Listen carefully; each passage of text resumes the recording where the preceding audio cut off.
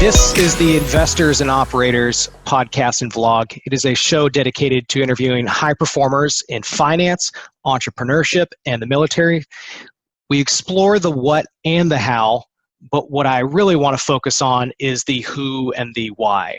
My guest today is Andrew Marr. He spent almost 9 years in the Army as a Green Beret, medically retiring in July of 2015. With his brother, he co-founded Warrior Angels Foundation.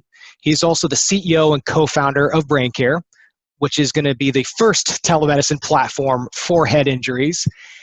He's a TEDx speaker, a 2-time guest on the Joe Rogan Show, husband and father of 7. Andrew, awesome to have you on. Hey, brother. It's awesome to be here. My honor. Let's go to September 2014. Yep. You're telling me about a experience that you had at the hospital. Yeah. Can you walk me through what happened? Yeah. So I think it's like the end of August. My mother-in-law is coming in from Florida. We're going to pick her up at Seattle Tacoma Airport, SeaTac Airport, because my wife Becky is 9 months pregnant. She's due, like she's ready to go, and she's huge. Jace had been sick with a respiratory infection. Said he's had this lymphatic malformation in his neck, which is a growth. So by the time we got to the airport, which is about a 45-minute drive, I pick up my mother-in-law. We drive back to the house. I get out to go get Jace out of his car seat because it's nighttime and he's asleep. And this growth has grown to the size of a baseball in the span of that trip. So this huge baseball is coming out the side of his neck. So we're like, oh, dear God. So thank God for my mother-in-law being there. So we literally get my mother-in-law out of the car, let her go get her luggage out of the house and go in the house to take care of our older kids. Me and Becky head to the hospital on base there at Fort Lewis. Now, I'd been having this calf pain in my leg for like the last 72 hours, and it was excruciating. And I couldn't for the life of me understand what it was. I thought I just had some type of calf strain. I was doing my best to work through it. So Becky's 9 months pregnant. She's ready to pop. Jace's neck just blew up. It's inhibiting his ability to breathe. We're on our way to the emergency room. So we get to the emergency room. And you have an uncontrollable blood clot or calf pain. This is what we find out. Yeah, later. So we get there to the emergency room. I'm like, listen, number one, my boy, 13 months, growth in his neck. He needs attention and he needs it now. Number two, on the drive over, Becky starts to go into labor, or not labor, but she starts to have labor pains. You know what I mean? Like this is pushing her to the edge. It's a highly stressful situation. So I was like, number two, you need to be on high alert for my wife who's ready to give birth any moment now. And like, that's all I care about at that point. So we actually get triaged in the ER. You know, they're looking at Jace, they're monitoring Becky. And like 2 hours later, I'm like, okay, all right. Now that like everybody's somewhat stabilized, like I wouldn't bring this up unless I needed to. Like I have a absolutely excruciating, killing pain in my leg. It's throbbing so bad that I need some type of interdiction, pain medication, whatever, so I can continue to be here and be present for my family. So they checked me real quick, gave me a painkiller shot, and I was good to go. Turns out that Jace has got to go into emergency surgery. So they take him up to like, I don't know, the 5th floor, let's just say.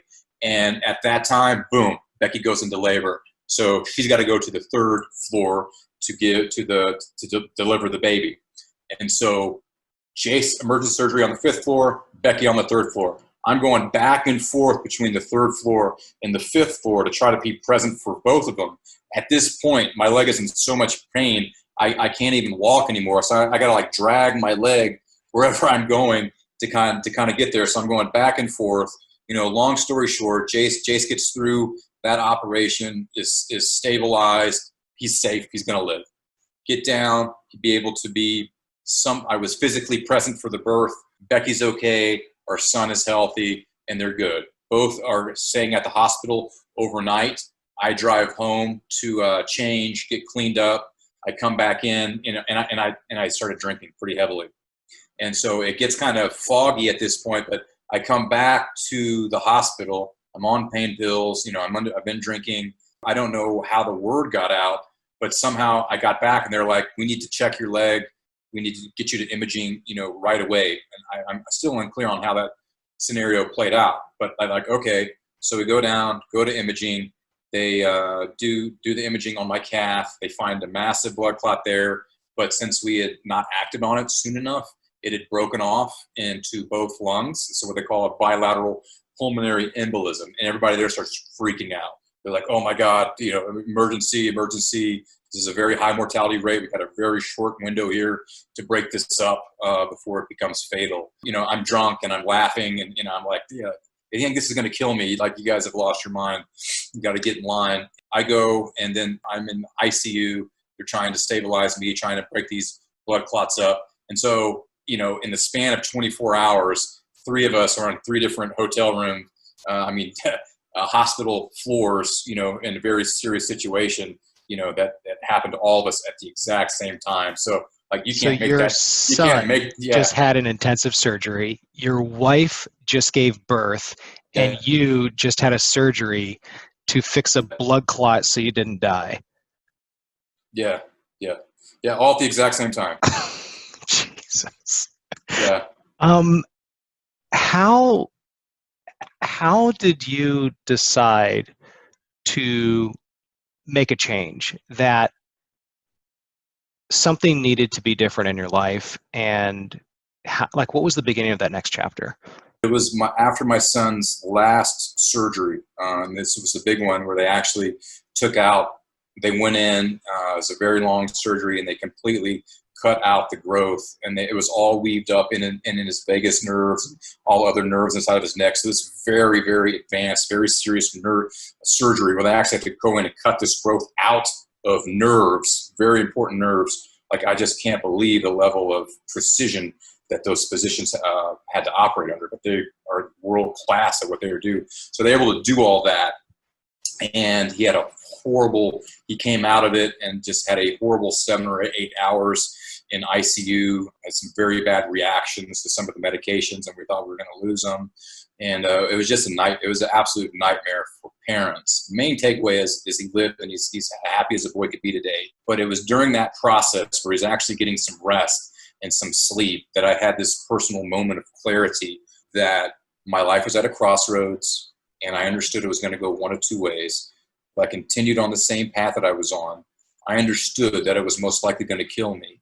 But what really turned me was, as I looked down at my boy, I had realized that I was of zero value to him or my family in the condition that I was in. So the only other option, as I saw it, was to revert back to my most foundational level of training, which was to embrace this current level of pain instead of run from it, and to channel it correctly and to act on it to improve my situation. And so the promise that I made my boy and myself right there at his hospital bed is threefold. 1, I would return to the man of my pre-injury status. 2, I would find a way to come off all the medication that I was told I would have to be on. And in my mind, those 2 were non-negotiable. And the third thing is once I had accomplished 1 and 2, I would spend the rest of my life turning around and helping other individuals and families who were in the exact same condition that I was and my family was in. So that was kind of the lightning strike that I received that repurposed my life in a new direction. How did you, from that moment on, what was it like to start recovering to where you're at now? I mean, what were the next 3 to 6 months like? How did you actually begin the path to get off of, double-digit medications, having diagnoses of like 33 disabilities, everything that the doctors are saying? How the hell did you start moving forward?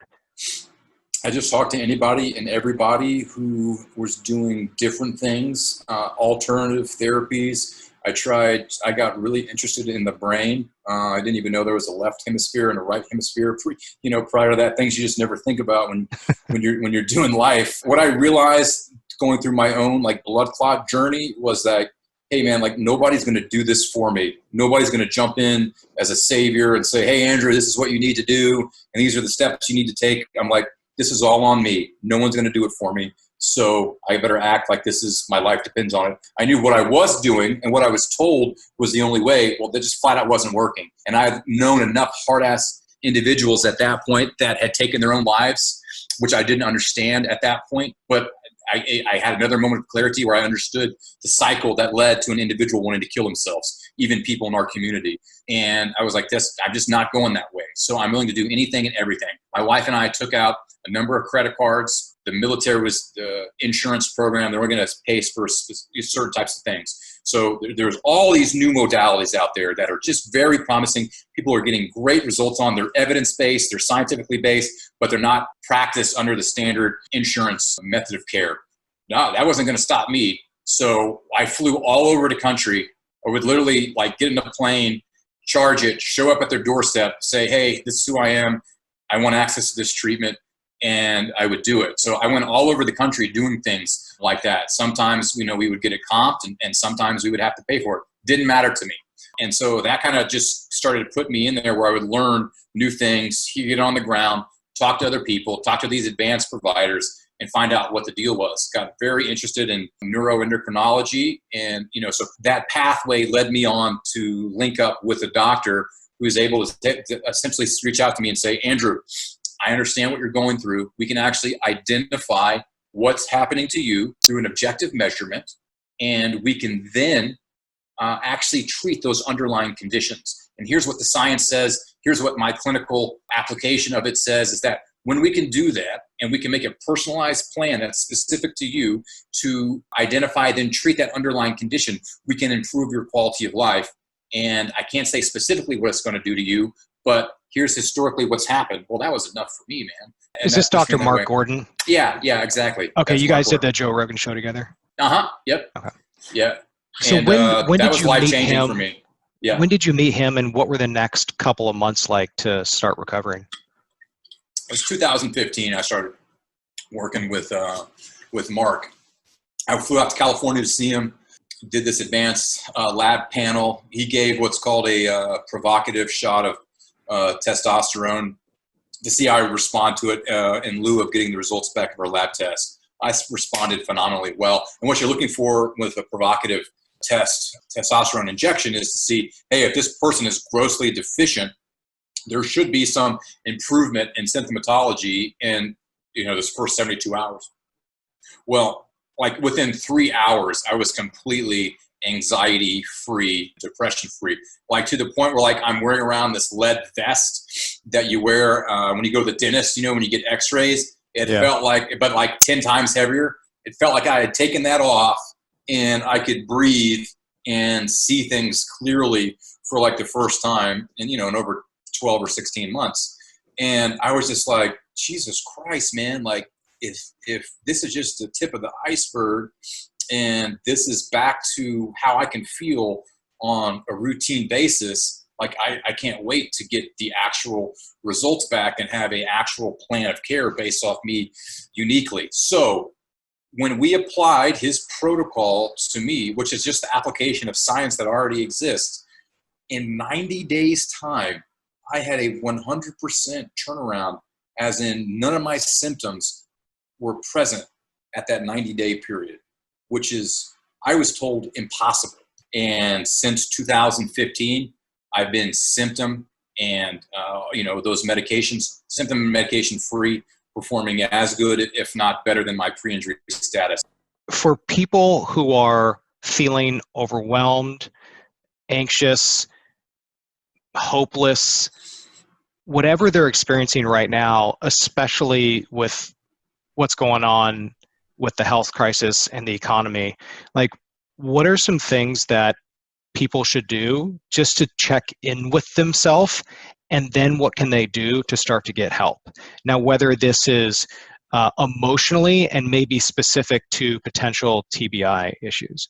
I'll caveat with I don't have any medical training, and I'm not a medical doctor or anything like that. But as somebody who's lived it, and now over the last 5 years has been very close with helping others through kind of their process, I think it's very important to kind of be self-aware as to what you're feeling, and to kind of understand, if that's new or not characteristic of kind of your background. And because that's number one, because we all have bad days.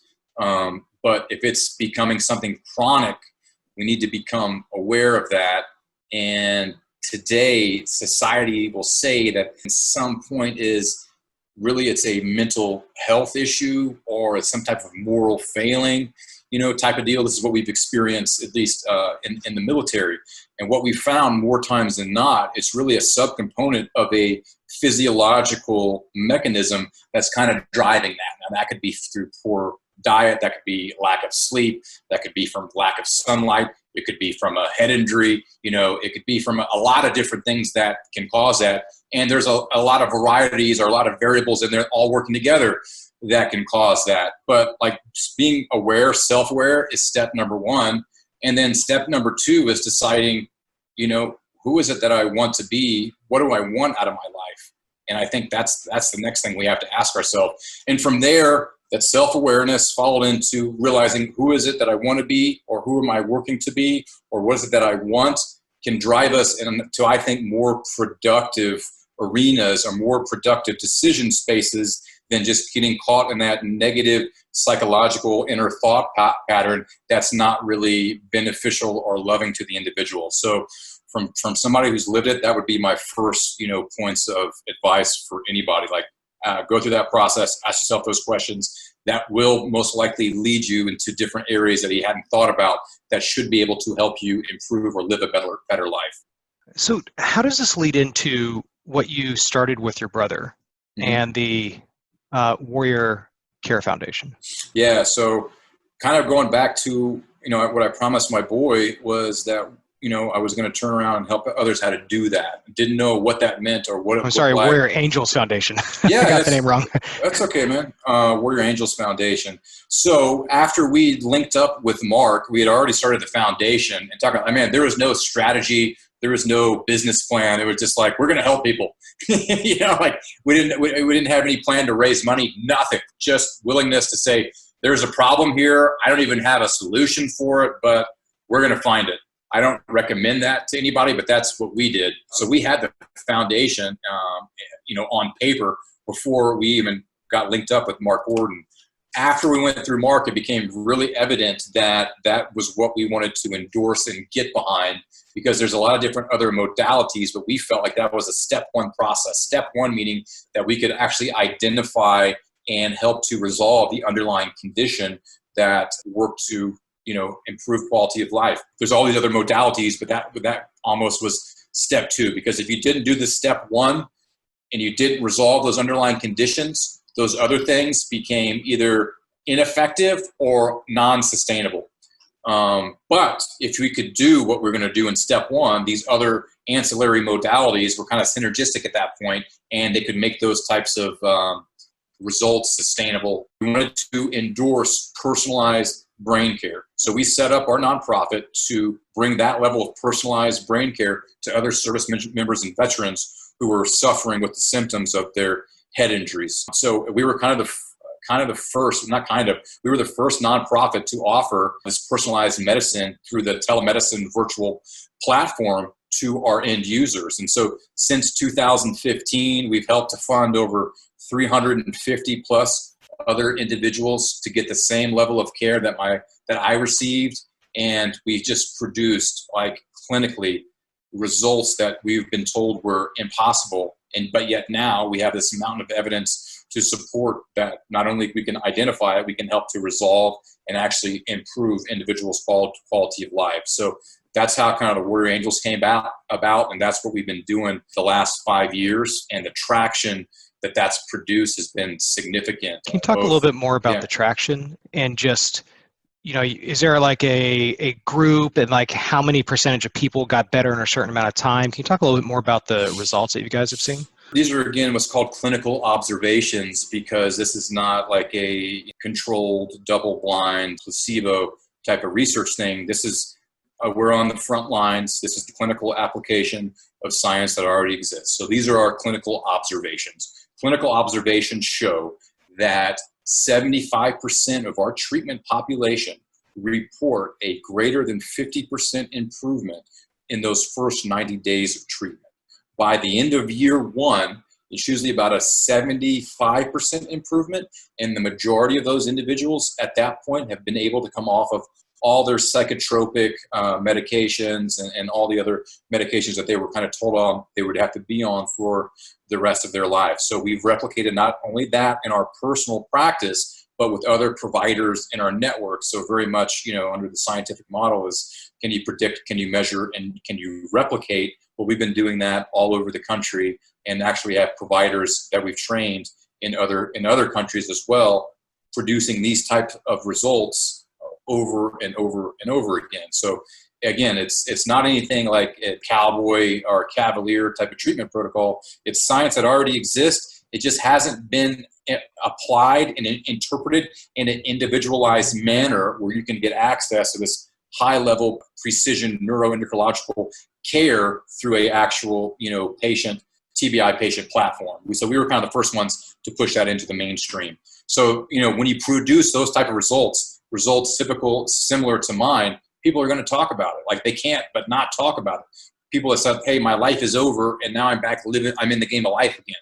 Well, word spreads, and we have just a ton of earned media that just come to us in the health domain and other domains. So we've been spreading this message for the last 5 years, so much so that in the last 2 years, over 7,000 people have reached out from more than 32 different countries. I don't even keep track of this year's numbers.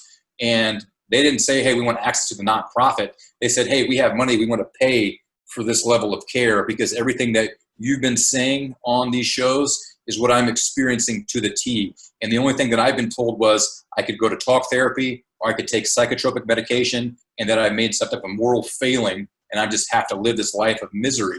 And so we have this huge body of people coming out and saying, like, I can't even believe that we can objectively identify these things in the brain that's causing a lot of these symptoms. And not only that, we can treat them effectively and resolve it and retain, and live a higher quality of life. So that's kind of the traction there, man. My brother and I wrote Tales from the Blast Factory. It was a bestseller in three different categories on Amazon. That got picked up to be a full feature documentary by a 2-time Emmy Award-winning director called Quiet Explosions. That's due out this August. We had Academy Award winners contribute to the film, just like a full Hollywood supporting cast on the back end. Like I said, it'll be out this August. 9/11 fighter fighters, special forces operators, like prominent big wave surfers and everybody in between, in addition to all the top clinicians, neuroscientists, and people in the medical domain as it relates to brain injuries. So there's never been a story on the big screen,